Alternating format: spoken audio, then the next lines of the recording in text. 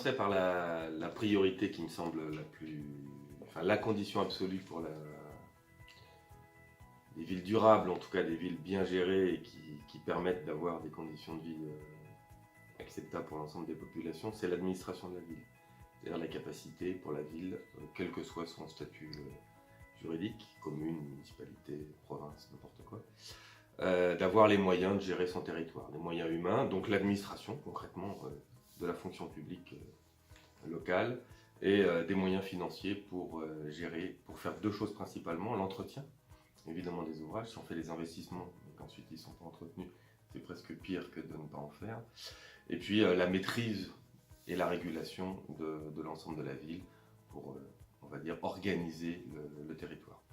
Deuxième priorité très simple, j'enfonce un peu une porte ouverte, c'est la fourniture de services aux populations, donc la capacité à fournir de l'eau, de l'électricité, aujourd'hui le numérique aussi, mais aussi des routes, des équipements marchands, bref, accompagner l'évolution de la population en fournissant des services de qualité et abordables par les populations, ça c'est assez classique.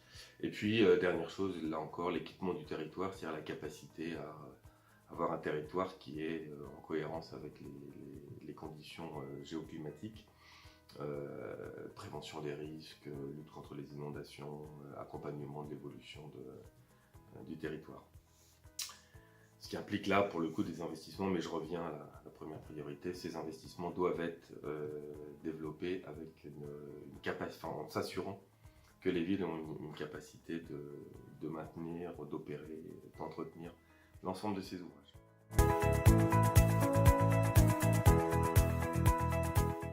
Donc, sur le numérique et son intérêt comme outil pour bâtir des villes résilientes, des villes durables, il faut d'abord rappeler qu'on n'a pas attendu le numérique pour développer des villes durables, des villes résilientes, donc c'est pas une obligation. On peut imaginer des villes, et c'était le cas il y a quelques centaines d'années déjà, des villes résilientes et des villes durables sans numérique. Néanmoins, ce qu'apporte le numérique, c'est la capacité aujourd'hui à améliorer de manière sensible et extrêmement rapide la connaissance du territoire, la connaissance de la ville. Finalement, pour moi, c'est d'abord un outil qui permet d'améliorer la connaissance. Sur deux choses, connaître la ville telle qu'elle est aujourd'hui, comment elle fonctionne, quels sont les flux, les lignes de transport, où sont les commerces, les activités. Donc voilà, avoir une image précise de la ville. Et ça, le numérique permet de le faire de manière beaucoup plus rapide et beaucoup moins chère que ce qu'on faisait auparavant, surtout dans des villes où aujourd'hui la donnée est très éparse ou manquante. Et la deuxième chose, c'est d'anticiper. C'est-à-dire qu'effectivement, avec la puissance de calcul du numérique, on peut assez facilement avoir une image de ce que sera la ville en fonction des choix politiques qu'on peut faire. C'est vraiment ça qui me semble important dans le numérique. C'est pas une fin en soi. La smart city, ça n'a pas de sens, puisque ce qui est smart, c'est pas la ville, c'est bien les gens qui font la ville. Donc c'est leur donner les outils pour leur permettre de faire des choix politiques, de politique publique, des choix stratégiques, de manière éclairée. Après, l'élu, le responsable, l'exécutif a le droit de prendre les décisions qu'il veut. L'intérêt du numérique, c'est que ces décisions seront basées sur des informations justifiables et des informations précises.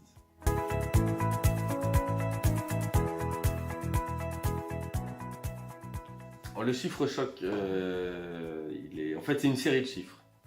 Kinshasa, donc capitale de la République démocratique du Congo, la population de Kinshasa dans les années 60, c'était un arrondissement de Paris. Dans les années 80, c'était Paris intramuros, donc 2 millions d'habitants. Aujourd'hui, c'est à peu près la région Île-de-France. On estime la population à entre 12 et 14 millions d'habitants. Et on dit qu'en 2030 ou en 2035, ce sera 30 millions d'habitants.